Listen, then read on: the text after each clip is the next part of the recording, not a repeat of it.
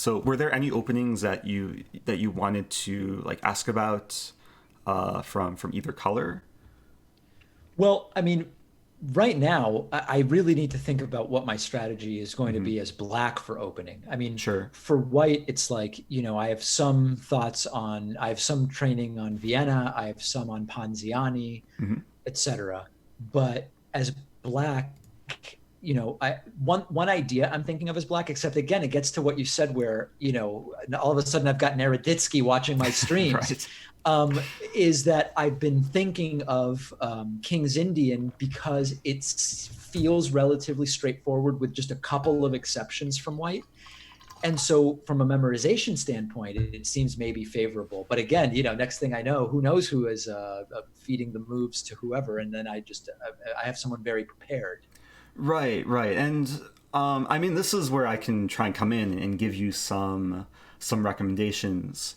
When you say King's Indian, this usually refers to an opening you play against d4, Yes. where you employ the setup knight f6, g6, bishop g7, castling.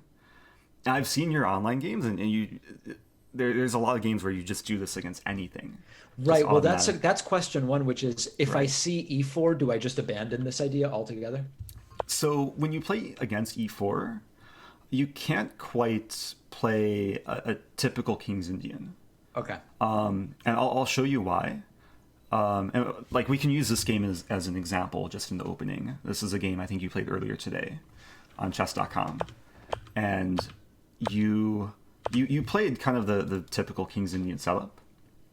The problem with doing this is you can get hit with e5. Right. And frequently I do. Yeah. Not everyone will punish you, but some people will punish you. Yeah. Anyone who Naroditsky coaches will punish you, and you just don't want to subject yourself to such kind of cruelty.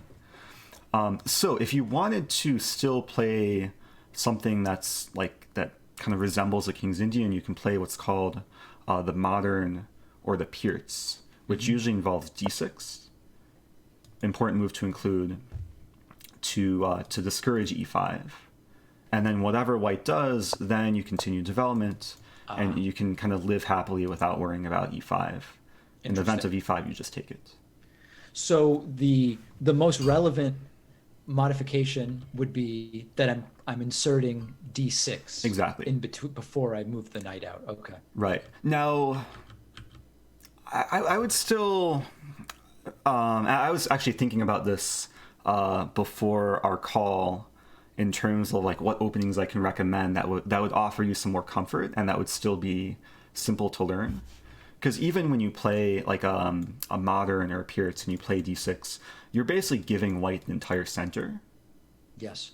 and it's kind of, I mean, it's playable. There's still like high level players that will do this, but it's not the most pleasant thing to just give white the entire kind of pawn center, and for you to play with less space Now, what from very about early on. d6 e5? So d6 e5, it's also playable. There's a name for this. It's a Philidor. Sometimes players will play e5 first and then d6. Right. It still has kind of a passive reputation because you're blocking in this bishop. Right. Probably what I would recommend against e4, it still resembles kind of a Pirtz or modern, but it's a little bit more aggressive.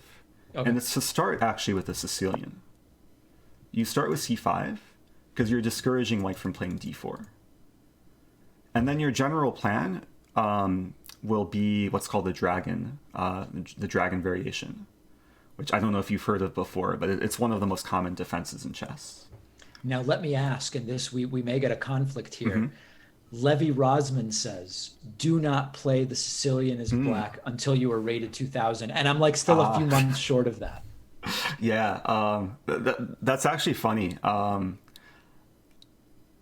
I have a vague memory of him saying that, but yeah, this is probably just a coaching, like a difference in coaching philosophy. Yeah. And this will also kind of go back to the point that we shouldn't spend so much time in openings, Right. but we should at least give you a starting point of something simple to play. Yeah, my goal is not to get tripped up early Right. and not even have a reasonable shot at the middle game because of some big mistake in the first 5 or 6 moves. Definitely. So the reason why I would recommend the dragon, and I would imagine like if I talked to Levy, this would be some compromise because when you say Sicilian, this could include over a dozen different variations. Like Sicilian, it's a vast kind of very flexible opening. But I would make the argument that the dragon variation is the simplest to learn for beginners Okay. because it basically includes c5, but employs the same setup that you see in a King's Indian or a Pierce. Ah, okay. But it's a little bit more comfortable because you're like whenever white plays d4, you just take it. Okay. It still takes some experience and some knowledge, but I think based on like your competition, especially in PogChamps, it's an opening that you can get by with. It's very solid, and you're going to have like a very safe king and more kind of aggressive potential in the middle game. Okay. And That's I can show interesting you, to me. yeah, I can show you like how a typical sort of Sicilian variation would go, or Sure. a dragon variation. Many times, white will try and get in the move d4, usually starting with knight f3. Okay. We should note if white plays d4 immediately, and I'm just going to give you a hard rule: whenever white plays d4, you should take the pawn. Got it. So if white plays d4 immediately, you take the pawn. If the queen ever lands on d4, you immediately attack with knight c6. Okay. And then you gain time, chase away the queen, develop a knight. And then once the queen goes away, I start my sort of King's Indian setup on the left. Yes. So if the queen moves over, then you can go. You're familiar with the term fianchetto, right? Oh yeah, very Yeah, much so- so. Intimately familiar. Very good. Yeah, because this is I guess this is what you did even when it wasn't so good in that previous game you looked at. But yeah, you just go for the fianchetto setup, and in this case, a knight prevents white from going to e5, but Sure. usually include this move as well. More often, white will play knight f3. Okay. Now here, I recommend starting with d6. And the idea is you want to play knight f6, but you don't want to run into this move. Right. So, And that's the purpose of d6. exactly. And now you're ready to employ your setup. Let's imagine white plays d4. Yep. I You take, take. right? Exactly. Boom. Takes. And now knight f6. Yep. And you go for g6, bishop g7, and castling. Got it. And very often when you play the dragon, you're looking to develop the king side before you really touch anything on the queen side. Now with knight f6, you attack the pawn. Usually white defends. You go for g6. And almost always your next two moves will be bishop g7 and castling. And it's from this position where white has like a variety of different setups. But most often you can stick with bishop g7 castling, later knight c6. And you get a position where your pieces are on nice squares. You have some nice pressure against the center. You have two center pawns. White only has one center pawn. You have this half-open c-file, which more long-term, sometimes you'll develop your bishop and then get a rook to the c-file. And I'd say the best way to learn this is just by playing it. Now, theoretically, at least in this position, where is the ideal place for the light squared bishop? Yeah, for light squared bishop, there's a few different setups white will go for. Usually the bishop will. Oh, find I'm sorry. itself- I meant for my light squared bishop. Oh, for your. Oh, yeah. So this bishop is actually the last piece you look to develop in this variation, because right off the bat it doesn't have a great square. Right. Like if it ever goes to g4, white can easily play f3. So very often it will kind of hold back and just go to d7. Okay, that's just to clear typically the where I c end up square. with it in these positions. Or Sure. sometimes I'll go for b7 if I think that there's some advantage to it. That's also an idea, yeah. And there's cases like later on in the middle game. Let's say white plays like a very kind of simple setup: bishop e2, bishop g7, castling. There's times where you'll go for a6 and b5, and the bishop can land it on the queenside fianchetto. Yeah. And then you have two bishops kind of piercing through the center, influencing all four center squares. Got it. But I don't know if I want to dig like too deep into like specific opening theory, but if you understand kind of the main setup, the reason why you play d6, the reason why you start with c5, I think this will offer you perhaps a bit more comfort than what you've been doing as black. Yeah, so to run it back, this approach would generally be I'm playing c5 followed by d6, taking on d4 at any point where that pawn comes forward. If the queen then recaptures, I immediately play knight to c6. Mm-hmm. And then as possible, depending on what white does, I develop the King's Indian setup on the left, eventually develop the b8 knight to c6, and then figure out what makes sense for my light squared bishop. Exactly. Yeah. And I think that will offer, as I said, that will offer us just some more pleasant positions rather than having just a space deficit from early on. And then in terms of a6 and b5, I would go to that if what happens. Yeah, so then it really depends, and that's like when I mentioned a6 b5, that's like one middle game idea to add to your toolbox. Okay. There's that would not be. I wouldn't too. Replace some of these earlier moves with that. It would just be for later on. For later on, yeah. Like okay. If you're not sure what to do, rather than playing just some random move that you just don't have a purpose for, yep. It's always good to look for ideas that improve your position. Got it. And actually, in this position, rather than starting with a6, usually it's more typical to play knight c6. Yeah. It's like the most natural square for the knight, and then the game can branch out in many ways, but like at least you're completing the opening, you're following principles, and you're not falling victim to any tactics. Got it. So I know like usually when studying openings as black, it's a bit more difficult for a lot of players because white is usually the one trying to attack you early on, and sometimes you're more on the defensive. Sure. Now, we should also address if white plays d4. Okay. Because this is another move that you'll run into a lot. And this is where I'd recommend that you stick with a King's Indian. Okay. You can't really... Like, c5 isn't as strong here. Yep. Because it allows white to just grab the center even more. Mm-hmm. So... I guess I'd like to ask you, just as kind of a quick test, how would you play a King's Indian from this position? Well, I think first I would go knight to f6. Good. Then pawn, then bishop. Exactly, yeah. You play knight f6 to prevent white from playing e4. Right. Let's say c4. G6. Yeah, and you should have... I just made you a contributor, so you should have ability to move the pieces as well. Okay. I'll play this.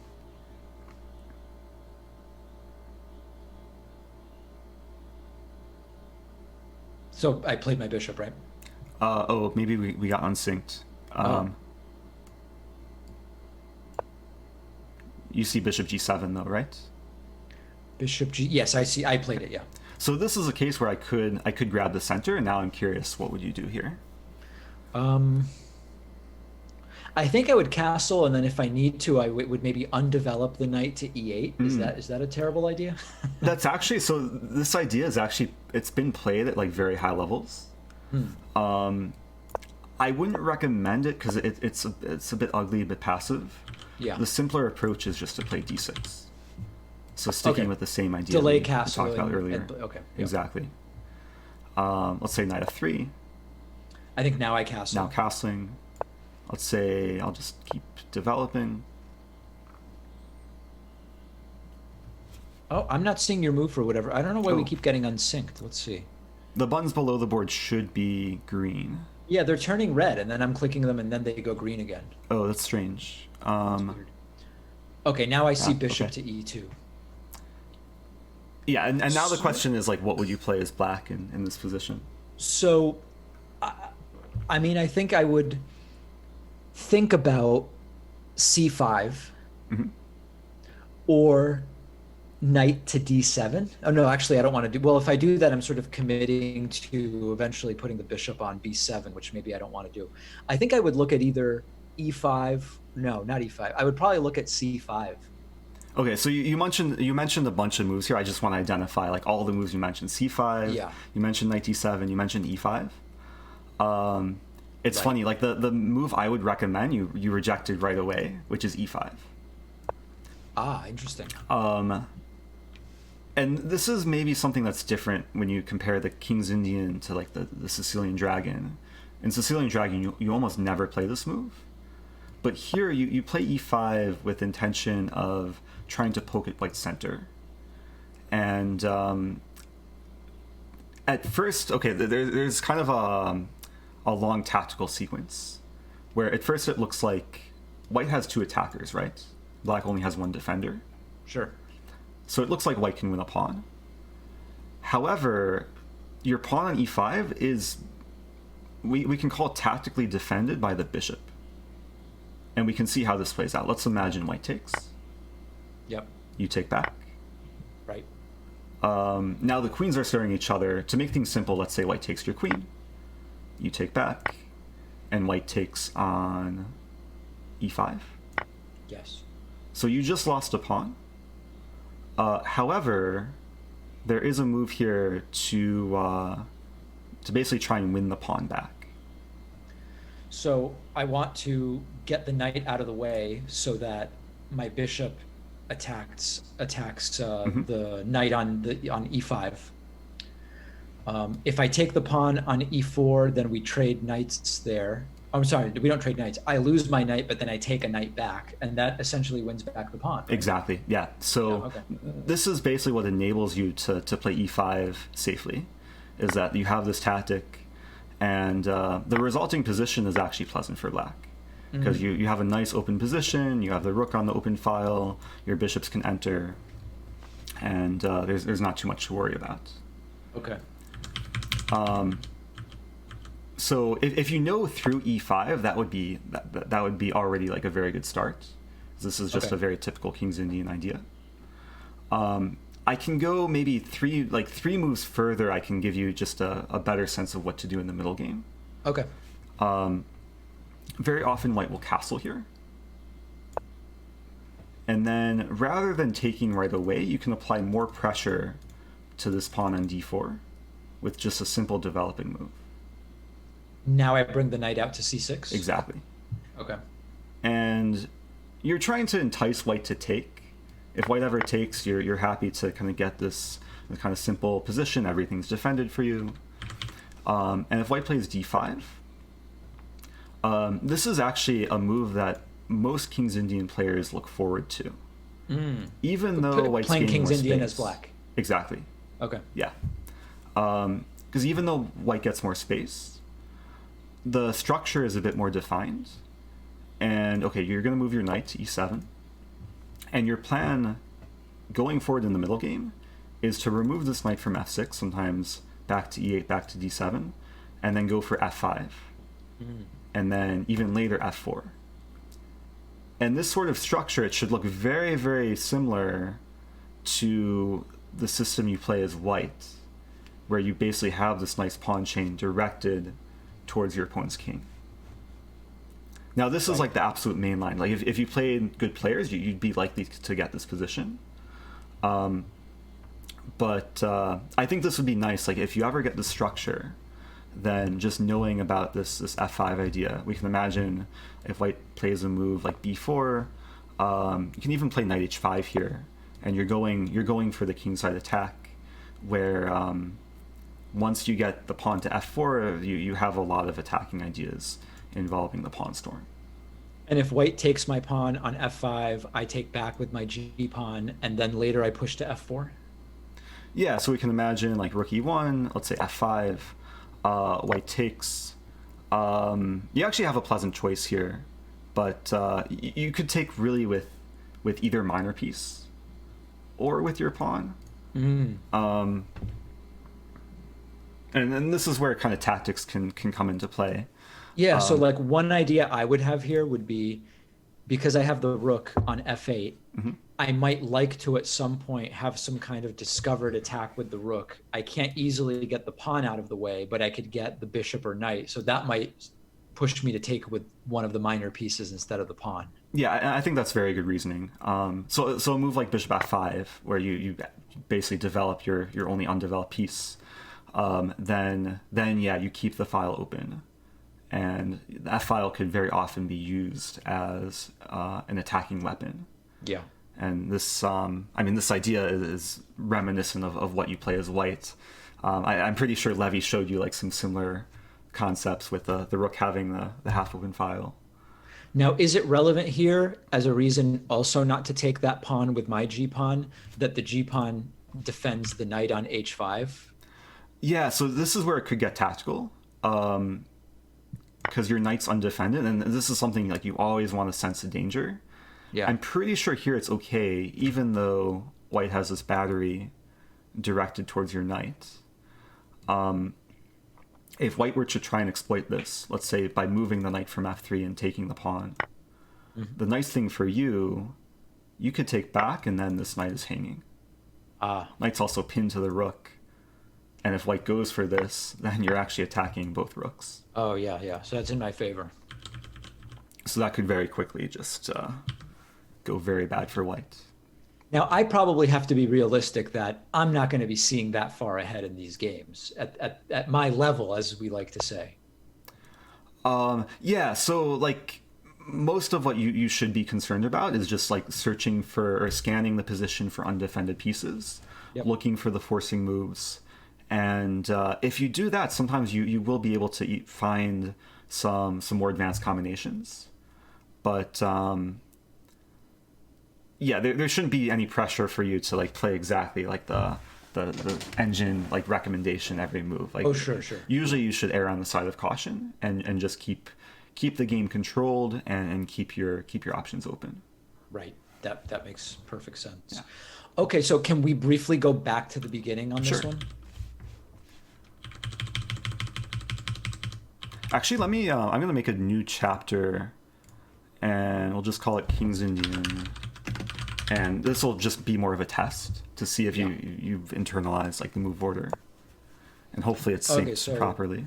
First with the knight. Yep. Then pawn. Okay, so far I stick with my plan and bishop. Great.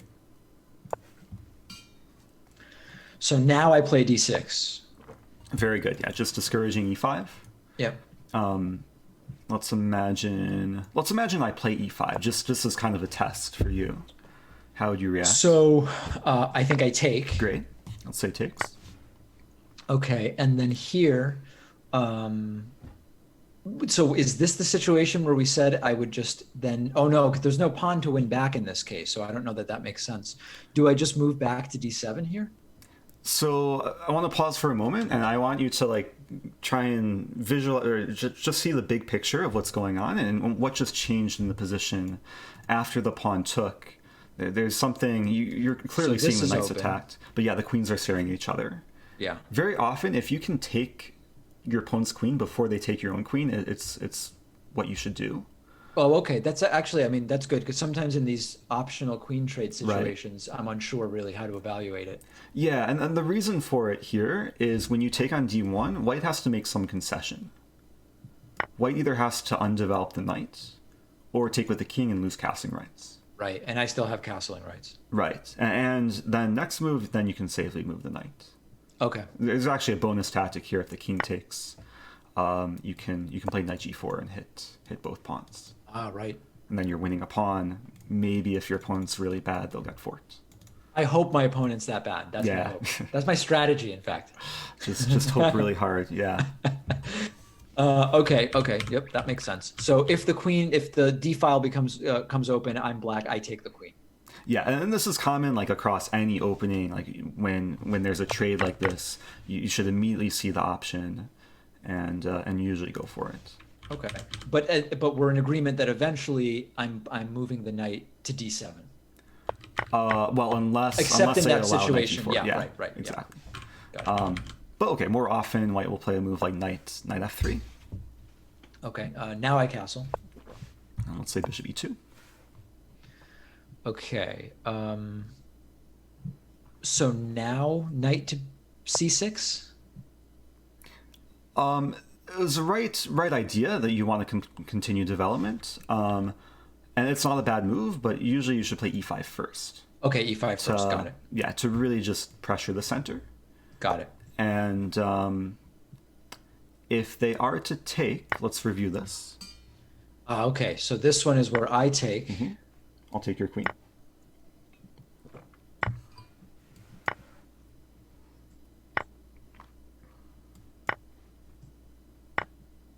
Excellent. Yeah, and then this is what we reviewed earlier, and I think here it's not necessarily about just purely memorizing this. It's just about understanding the flow of the variation, and that you're winning the pawn back when the knight lands on e5. Right. So let's say a castle. Okay, so I think now I develop the knight and put pressure on d4. Right. And here, yeah, you're putting a lot of pressure because you have two attackers, but your bishop is also kind of applying extra pressure. So more often than not, white will play a move like d5. Okay, so I think here we said I go back to e7. And let's say I play a move like rook e1. Okay, so this is usually where I start to be ambivalent about, like, are we now in the middle game, would we say? So now, yeah, you've castled, you've developed most of your pieces, and once you get the structure, especially with these, like, the center pawns for each color, this is where you should really look to expand on the king side. On the king side, okay, so, I mean, I guess I might start thinking about, so I'd still be looking at my bishop and maybe d7 for the bishop. Or maybe thinking about h6 g5. Remember what we talked about earlier, because there's one clear pawn move you want to achieve, which enables okay, so your this whole is attack. where I might move this knight back in order to open up here. Okay. And knight d7 is fine. Or h5, you said. Or h5 or e8. Very often, like, let's say you play a move like knight e8, which is also completely fine. Yeah. You'll end up playing f5 and then returning the knight back to f6. Right. And then you want to get an f4 and you want to continue building up your attack, and your pieces can get into the game very, very nicely. Right. I don't know if you'll ever if you'll get the chance to get a lesson from Hikaru. But Hikaru's been known to play the King's Indian at the highest levels, and he routinely will get positions like this, where he'll just destroy his opponent on the king side. So it's an opening that's used at the highest levels, and like even at your level, it's still like intuitive to play. Right. And perhaps going forward, I can recommend if you type into YouTube Nakamura King's Indian. Yeah. You'll find analysis of like his best King's Indian games, and you'll get a sense of like how the middle game attack can unfold. And so to go really back to high level again, just so I'm understanding, this is all if my opponent plays d4. If my opponent starts with e4, then I'm going with the other routine. So potentially, this is all potentially, where I'm starting with what did we decide on that? I'm starting with c5 and d6, was it? Sicilian Dragon. Yeah. Sicilian Dragon. Yeah. So I didn't quite explain, like usually when I teach this to new students, I explain why they call it the dragon. Maybe we can review it just real briefly. Do you remember what to do here as black? So I think it was here. Good. I take. Great. And then now do I start sort of a King's Indian setup on the left? And now you do, yeah. So you'll kind of see the overlap of ideas. Yeah.